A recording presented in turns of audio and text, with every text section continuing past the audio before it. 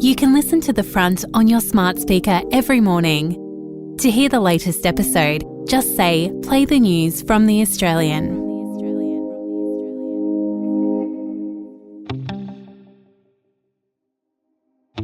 From The Australian, here's what's on the front. I'm Claire Harvey. It's Thursday, June 27. Buckle in for another rate rise. Inflation has gone up to 4% for the year to May, despite all the government's efforts to keep prices under control. So, what's driving this? Power bills, petrol prices and rents. You can read our experts' analysis on what it means for your household right now at theaustralian.com.au. Leading Jewish organisations say Sydney University is no longer safe for Jewish students and staff. An exclusive story in The Australian today says they're offering assistance to any Jewish students who want to leave.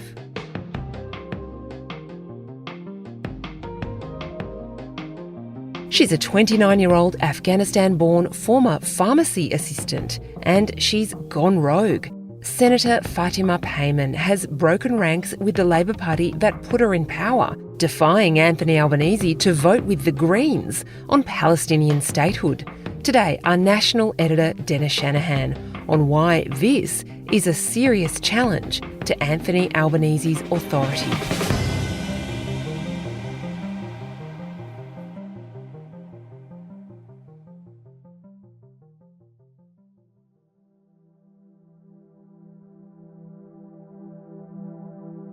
She's the first Labor senator to cross the Senate floor in more than 3 decades. Labor Senator Fatima Payman made a daring decision to defy her party and cross the floor.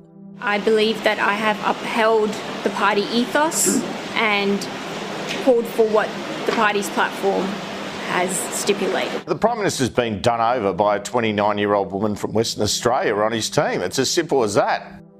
On Tuesday, a huge moment in federal politics about the biggest issue in foreign policy right now, the conflict in Gaza. Labor Senator Fatima Payman crossed the floor and voted against her own party. It was a symbolic move. Payman voted with the Greens on one of their motions, formal recognition of the State of Palestine. The government's position is to support recognition of Palestine only as part of negotiations towards a two-state solution, that is, Israel and Palestine coexisting. It's not about the policy issue in the Middle East. Dennis Shanahan is The Australian's national editor. This hasn't solved anything about the Middle East. It's a bit like the hecklers facing Jerry Seinfeld trying to stop Jewish comedians. It was a pointless vote. But as a result, Senator Payman has sown division within the Labor Party, given a victory to Adam Bandt, and actually made it harder for Labor MPs to oppose the violence and the protests, as well as stand up for Jewish Australians. This is a precedent on an issue which is not a conscience vote and which opens all sorts of possibilities for the Greens to exploit and for Labor MPs to come under increasing pressure in their seats if they don't start to take similar action. What Dennis is talking about is an ironclad rule of the Australian Labor Party. Decisions are made collectively by caucus, that is, all the members of Parliament, and everyone toes the party line. What about Ed Husic in Western Sydney, with a large Muslim population, and a Muslim himself, who I have to say has been absolutely straight down the line on this issue? He has not been promoted any sort of violence or protest. He has appealed for peaceful negotiation while standing up for Islamic Australians. But what we see now is if there's another vote, what does Ed Husic do? And people can then point to Senator Payman and say, look, Ed, look what she did. Why can't you? Labor has been here before.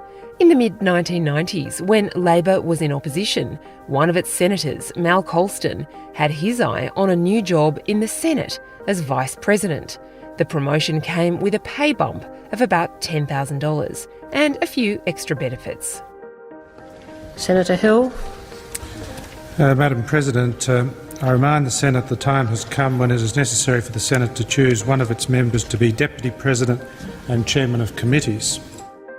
Colston's own party didn't nominate him for the Senate vice presidency, so the coalition swooped in. They would support him in the vote if he voted for himself, which he did, and so he voted against the Labor candidate for himself and became vice president of the Senate. It was high drama in the Senate. Labor betrayed by one of its own. The word of this government and its office holders in this place is worth nothing. Their word is worth nothing. You simply, barefacedly lie. But Colston's victory was short-lived. He was expelled from the party. He was called the King Rat. He was pilloried in Parliament and elsewhere. He was completely excoriated by the Labor Party, and he was the last one to be expelled for crossing the floor. The point is, Labor's long-standing tradition is to expel MPs who break the rules. And guess who's been the most hardline practitioner of that tough standard? Anthony Albanese, a long-time party operative from the left faction, famous for enforcing discipline. Albanese has a cameo in the classic 1996 documentary Rats in the Ranks, which is about the most brutal layer of politics, local councils. Incumbent Leichhardt Mayor Larry Hand is battling it out with three rivals from his own Labor Party for the mayoralty in 1994. There's duplicity, dirty tricks and backstabbing all around. I'd be buggered if I was going to sit there and have idle chit-chat after she stabbed me in the back. It's pretty pathetic, really. Labor sends head office enforcer, the young Anthony Albanese, to sort things out. He suggests the warring wannabe mayors pull a name out of a hat. Oh, yes. And Anthony Albanese was in that to his armpits. And he was there, and at the end, he tried to keep away from the camera. There's a couple of shots. But what we've actually seen is that Anthony Albanese has a long history of expelling ALP members for as little as voting against his preferred mayoral candidate in a local Leichhardt council election. And what's more, he boasted about it. So what we've actually seen is a repudiation of his own long history of taking action against ALP members who vote against the party, against members, and his own authority in calling for a balanced position on Israel and Palestine, his own authority in condemning the Greens and the challenge he now faces, not from a single senator. She is 2 years in the Senate. She doesn't represent any. She got into the Senate with 1,900 primary votes. She got there on the Labor ticket. She owes the Labor Party for getting into the Senate, for being where she is and being able to do what she can do. So it's a question of loyalty to the Labor Party. All that is being undermined by what she's done. Coming up, the high personal price many Labor MPs have paid to follow the party's rules. We'll be back after this break.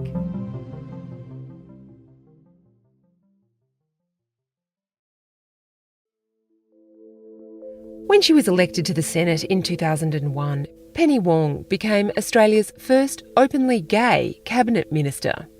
She and her partner Sophie Alawash are married with 2 daughters. It was the happiest ending to a long and complicated story. In those early days of Wong's career, Labor's position on same-sex marriage was crystal clear. Marriage is between a man and a woman. Wong spoke about it during an appearance on the ABC's Q&A program in 2010. Now, I accept that you and some other people in the community would like us to have a different position in terms of marriage. That isn't the position of the party. That year, for a second time, Wong voted against changing Labor's position on same-sex marriage under Julia Gillard's leadership. The first had been 2 years earlier, when Kevin Rudd was PM. Wong copped a lot of flack for those votes and for towing the party line despite being an openly gay woman.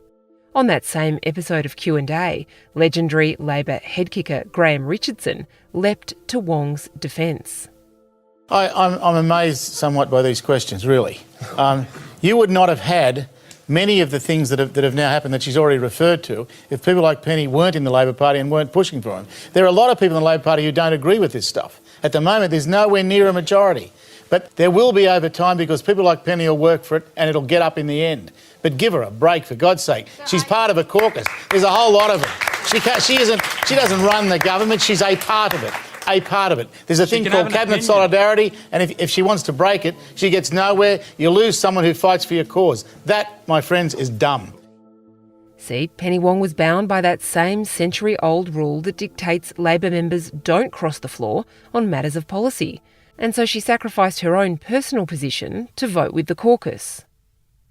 That's what Labor expects. There are some exceptions when the party agrees a particular matter can be a conscience vote. That is, each member can decide how to vote according to their own conscience. The Israel-Palestine issue is not like that. Labor's policy is to support Palestinian statehood as part of a two-state solution. The Greens want an unequivocal endorsement of Palestine as a state now. This motion, this was not a conscience vote.